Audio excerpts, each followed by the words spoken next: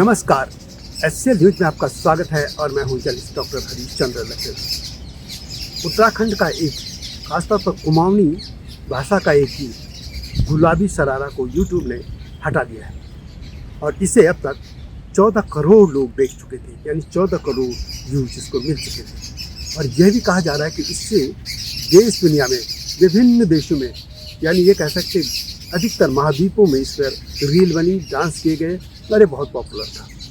लेकिन इस पर कॉपीराइट का स्ट्राइक पड़ा और इसको हटाना पड़ा, यानी यूट्यूब ने इसे हटा दिया।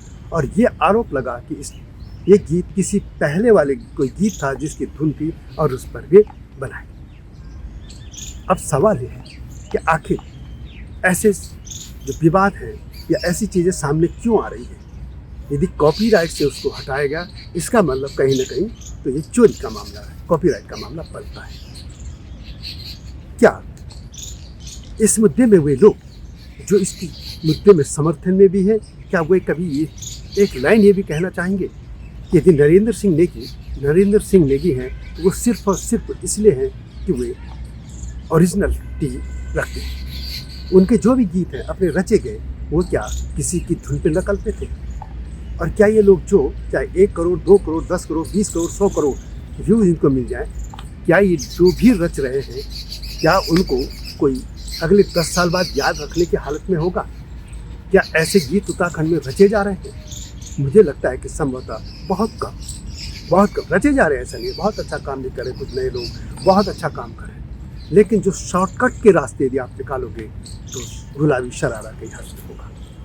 और ये बात आई है, मैं पढ़ रहा था एक न्यूज कि उसमें ये है कि कोई गीत है, चिट रुमाल है धनुचा तेरी साड़ी माँ, ये गढ़वाली गीत है। अब जब मैंने इसे गूगल में ढूंढा तो ये गीत जो मिला है वो है गजेंद्र राणा का। तो इसका मतलब गजेंद्र राणा के ही गीत पर ये बना है। अब कोई और गीत हो भगवान जाने क्या, लेकिन मैंने जैसे एक न्यूज़पेपर में पढ़ा ये था तो देखा कि मिलती जुलती मैंने। अब पहला सवाल है कि आखिर उत्तराखंड के जो कलाकार हैं, नए गीत गाए, वो सिर्फ इसी तरह की पुरानी धुनों पर या दूसरे की धुनों पर क्यों बनाते हैं? कॉपीराइट का मामला है बहुत पहले से है। आपको याद होगा कि गुलशन कुमार होते थे टी सीरीज वाले, उन्होंने बहुत लोगों को बढ़ावा दिया, ये ठीक बात है, परंतु उन्होंने कॉपीराइट का जो एक्ट है, कॉपीराइट एक्ट, उस पहले के का उससे उन्होंने बहुत फ़ायदा उठाया और उससे उन्होंने जो पुरानी गायक थे, चाहे मुकेश हो, रफ़ी हो, किशोर कुमार हो, लता वगैरह पुराने जितने भी हैं, उनके गीतों को दूसरे नए लोगों से गवा दिया और उससे उन्होंने वो तो इंडस्ट्री खड़ी कर गई। लेकिन मैंने खुद नॉर्थ ब्लॉक साउथ ब्लॉक में आते हुए देखा था, रविंद्र जैन उनके साथ बहुत से लोग, रविंद्र जैन जो नामी संगीतकार थे, रामायण में उनका संगीत था जो सीरियल था, और बहुत सी उनके नामी संगीतकार, वो लोग वहाँ धक्के खा रहे थे। तो उनसे जब पूछा गया तो उन्होंने कहा कि कॉपीराइट के लिए हमारे तो उसमें संशोधन हो, तो खैर अब तो समझौता हो गया है। तो अब सवाल यह है कि मेहनत कोई करे और कोई और उठाए, ये तो बात नहीं होनी चाहिए। ये भी बात है कि उत्तराखंड में खास तौर पर जो गाने हैं उसमें से या तो पुरानी धुनों पे बन जा रहे हैं, या शब्द बदल के दूसरे के धुनों पे बन रहे हैं, या नेपालों की गीतों पे बन जा रहे हैं, हिमाचली गीतों पे बन जा रहे हैं। ऐसे तो नहीं होना चाहिए। अब किसी गीत से इंस्पायर तो हो सकते हैं, इंस्पायर होना कोई बुरी बात नहीं है, थोड़ा बहुत आपसे लेके और एक लाइन ले सकते हैं, परंतु कॉपी करना तो गलत है। क्योंकि जो गूगल है वो कॉपीराइट ऐसे मारता है कि वो बिल्कुल पकड़ा जाता है। आप छोटी सी भी कोई धुन डाल दीजिए किसी की तो वो आपको पकड़ लेगा। अब वो इसमें तो स्ट्राइक आई है, इसका मतलब मामला बड़ा है। अब कुछ लोग तर्क दे रहे हैं कि जी पहले क्यों नहीं बताया, 2 लाख 1 लाख 2 लाख या व्यूज से अब तो 14 करोड़ हो गए, इससे उत्तराखंड का नाम हो रहा था, देश विदेश में लोग हो रहे थे। ऐसा कुछ नहीं होता है। ये सिर्फ उत्तराखंड के लोग ना रहते, उत्तराखंड की संस्कृति का कुछ नहीं था, कुछ नहीं पता।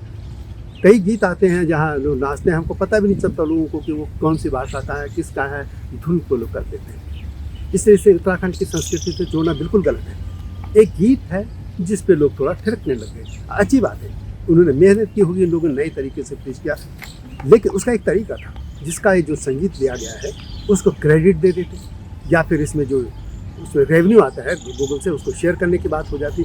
तो ये भी आप कहीं भी यदि आप कॉम्प्रोमाइज़ नहीं हुआ है तो ये बात तो होनी है। इसलिए जो भी नए कलाकार शॉर्टकट कर रहे हैं उनको ये समझ लेना चाहिए कि देर सवेर यही हर्ष होगा। मेहनत कीजिए, नरेंद्र सिंह नेगी बनिए। और भी लोग थे, आप गोपाल बाबू गोस्वामी को क्यों याद करते हैं? ये लोग ओरिजिनल काम करते थे। एक और गीत था जैसे बेडूपा को, ये पुराना कोई गीत था लेकिन उसको नए तरीके से पेश किया था उप्रेती जी, मोहन उप्रेती जी ने और शाह जी की जोड़ी ने, जेम शाह। तो इन लोगों ने एक बेहतरीन तरीके से किया, इतना बढ़िया किया वो। तब ठीक है कॉपीराइट भी था, वो एक लोकगीत था, तो वो ऐसा लोग तो खुद भी कहते थे कि ये गीत सुना था, फिर किसी ने सुना, लिखा, अपनी सच्चाई भी सामने रखी, ये उनकी महानता थी। तो यदि वे लोग, इतने महान लोग, इतने अच्छा गीत रचने वाले, खुद कहते हैं कि पहले सुना था वो गीत, फिर उन्होंने कागज़ में लिखा, ऐसे करके, बहुत अच्छी है, मैंने खुद वैसे एक वीडियो बनाई इसमें। तो अब यदि सच्चाई है तो आपको स्वीकार करना चाहिए, और नकल करने का कोई तरीका नहीं कि एक धुन है उसमें शब्द भरे जाओ, शब्द भरे जाओ। एक तर्क और कोई सज्जन दे रहे थे कि उत्तराखंड में गीत जो है इसी तरह के होते हैं, संगीत तो कोई भी बना देता है, यानी आप गलती कर रहे हैं, दोबारा गलती ही करते जाएंगे। आप कोई नई ओरिजिनलिटी चीज़ नहीं लाना चाहते, ओरिजिनल। मेरी जन्मभूमि मेरो पहाड़, एक गीत है। अब वो हमारे मित्र मदन डुकलाल ने उसे लिखा है, और संभवतः मलासी जी का वो उसमें संगीत है। अब ये कोई नकल है क्या? कितना बढ़िया गीत है वो, इस ओरिजिनल तो है ना वो, तो और भी तो लोग ओरिजिनल हो सकते हैं। आप एक गीत रचिए। मुझे याद आ रहा है कि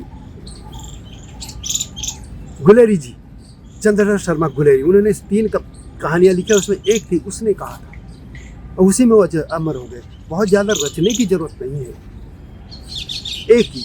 उत्तराखंड के एक सज्जन है, बहुत, वो करीब 100-150 किताबें लिख चुके हैं, उनको कोई जानता नहीं है। और कांगड़ा के, हिमाचल के थे पंडित चंद्रशेखर शर्मा गुलेरी, 3 कहानियाँ लिखी, उसमें से एक कहानी उसने कहा से उसे अमर है। एक गीत रचिए, उससे आज अमर हो जाएंगे। यदि आपको एक करना, हाँ, आपको यदि यूट्यूब में चलाना है, व्यूज देने हैं, पैसा लेना है, तो फिर आपको शेयर भी करना पड़ेगा। ये चीज़ सहनी पड़ेगी जो आप नकल करते हैं। आप अचार की चीज़ पेश मत कीजिए, आपको पूरी संपूर्ण थाली पेश करनी चाहिए कि आप सदियों तक याद रखे जाएंगे।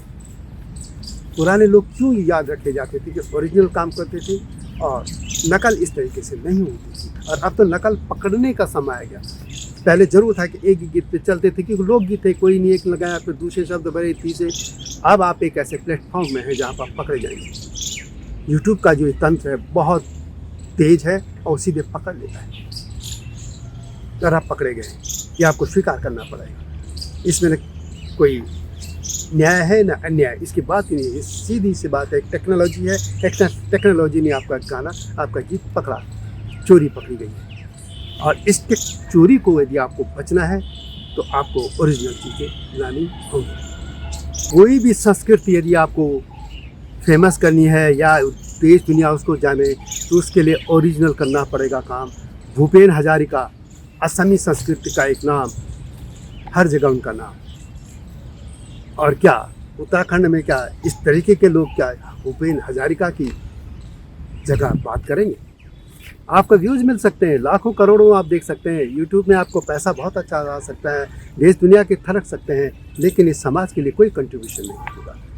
क्योंकि 2 दिन बाद, 3 दिन बाद, 10 दिन बाद, 2 महीने बाद, 1 साल बाद कोई याद नहीं रखेगा। याद रखने के लिए आपको, यदि आपको नरेंद्र सिंह बनना है, नरेंद्र सिंह नेगी जी बनना है आपको, तो आपको ओरिजिनल काम करना ही होगा।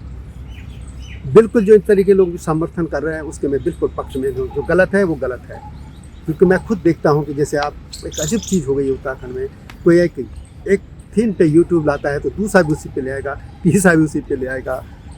एक यूट्यूब किसी ने बनाई, वो उसी पे दूसरा बना देगा, तीसरा बना देगा। ऐसा मत कीजिए, ओरिजिनल की लाइए, मेहनत कीजिए, ओरिजिनल की लाइए, नकल बिल्कुल मत कीजिए, ओरिजिनल चीज़ कोशिश करने की कीजिए। और एक और बात हाँ रह गई, आजकल क्या हो रहा है कि यहाँ के जो, जहाँ पे भी लोग नए स्टूडियो, उत्तराखंड के नाम के बहुत स्टूडियो खुले हैं, नए कलाकार जाते हैं अपने गीत लेके, और वो उनका कंपोज तो कर लेते हैं, यानी उसमें जितने भी इंस्ट्रूमेंट होते हैं उनको मिला के एक धुन बना लेते हैं, लेकिन उसमें संगीतकार का नाम पे अपना नाम दे देते हैं और पैसा भी लेते हैं। अपने स्टूडियो में उसका पैसा ज़रूर लेते हैं और नाम भी अपना देना चाहते हैं कि संगीतकार, जबकि वो संगीतकार कहाँ है भाई? संगीतकार तो जिसने वो बनाया, जो गीत लाया, जो वो धुन दे रहा है, वो है। आपने कहाँ रखी? ये गोरख धंधा भी बहुत चल रहा है उत्तराखंड में। जितने भी आप सीडी, वो देखिए यूट्यूब में ही आ रहे हैं, अब तो पहले तो सब सीडी होती थी, कैसेट होते थे वगैरह, वो अब गया ज़माना। लेकिन अब जो है इसमें वही कर लेते हैं लोग। अब एक गीत बनाते हैं, यूट्यूब में डालते हैं, संगीतकार का उसका नाम जो जिसका वो स्टूडियो था। ये भी दो रुख धंधा बंद होना चाहिए। उम्मीद करता हूँ कि लोग इस कटु सत्य को सुनेंगे कि आप नकल मत कीजिए, आप ओरिजिनल बनाइए, 5 गीत बनाइए, लेकिन आज को आने वाली पीढ़ियाँ भी याद रखेंगी। आपको नरेंद्र सिंह नेगी जी बनना है तो आपको उसी तरह की मेहनत करनी चाहिए। और भी लोग हैं, एक नाम तो मैं एक एग्जांपल दे रहा हूँ, बहुत से लोग हैं जो अभी भी काम कर, नए लोगों में तो अच्छा काम कर रहे हैं, बहुत से लोग हैं जो बहुत अच्छा काम कर रहे हैं, यंग लोग, बहुत अच्छा है ना, और उनके गीत सुनने में अच्छा भी लगता है। उम्मीद करता हूँ कि नई पीढ़ी इस तरह के गीत करने के बजाय इसमें जाएगी, शॉर्टकट नहीं करेगी। कैसी लगी वीडियो कमेंट में से लिखें। इस चैनल को सब्सक्राइब अवश्य करना है SCL न्यूज़, और मुख्य जो मेरा है हिमालय दूध उसको भी देखिएगा। मिलता हूँ जल्दी नई वीडियो के साथ, नई स्टोरी के साथ। तब तक नमस्कार।